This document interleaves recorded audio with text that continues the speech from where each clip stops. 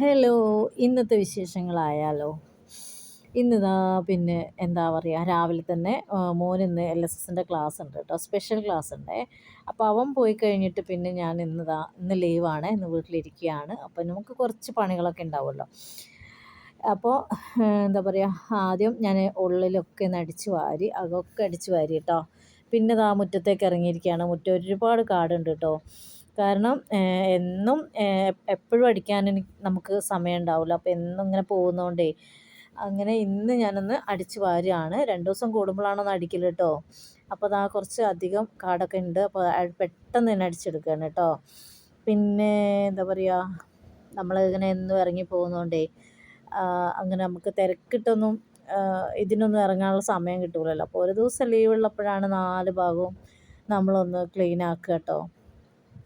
അങ്ങനെ അതൊക്കെ കഴിഞ്ഞ് അലക്കാനുണ്ടായിരുന്നു. നോമ്പൊക്കെ ആണല്ലോ, അപ്പോൾ എല്ലാം ഞാൻ അലക്കാനെടുത്തു. ഉള്ളിലുള്ള കിടക്കയിലുള്ള വിരികളും ബെഡ്ഷീറ്റ്, പുതപ്പ് അങ്ങനെ സാധനങ്ങളെല്ലാം എടുത്തു കേട്ടോ.